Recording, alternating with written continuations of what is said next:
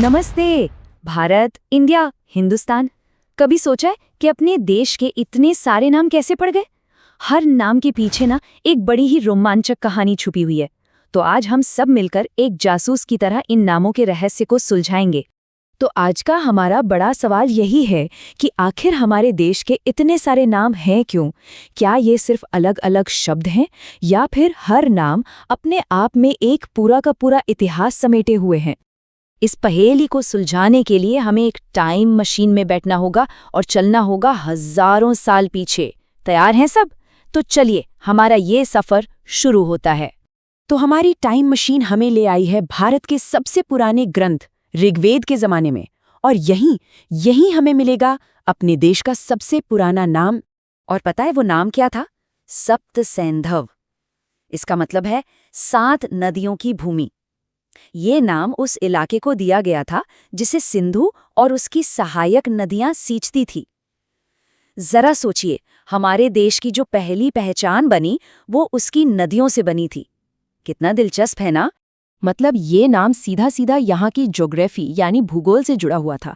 ये नदियां ही तो थीं जो इस पूरे इलाके की पहचान थी, उसकी जान थी, और इन्हीं नदियों ने हमारी सबसे पुरानी सभ्यता को जन्म दिया। चलिए अब टाइम मशीन का गियर बदलते हैं और थोड़ा और आगे चलते हैं।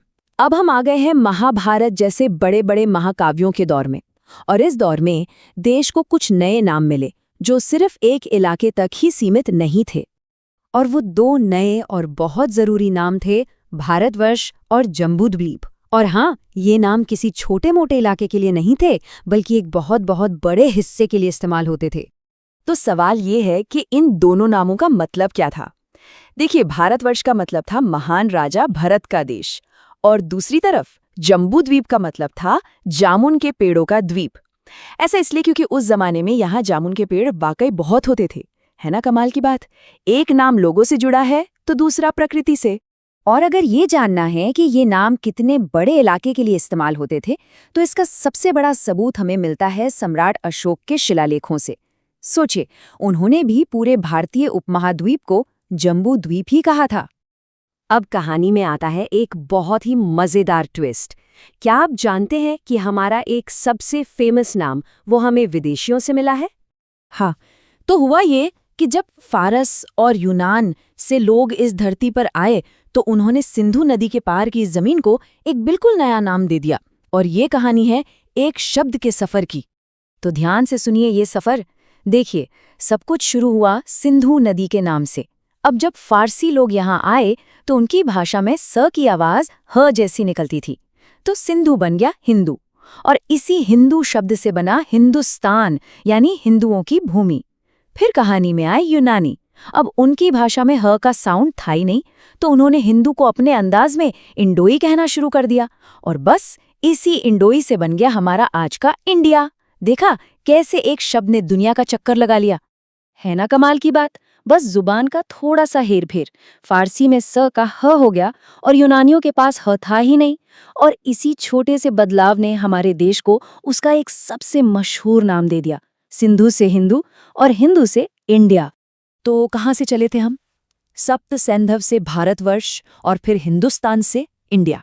हमने पूरा सफर तय कर लिया। चलिए अब टाइम मशीन को लैंड कराते हैं आज के ज़माने में, उस वक्त में जब देश आज़ाद हुआ और ये तय करना था कि देश का आधिकारिक नाम क्या होगा। भारत नाम कोई नया नहीं था, ये तो हजारों सालों से हमारी संस्कृति, हमारी कहानियों का हिस्सा था।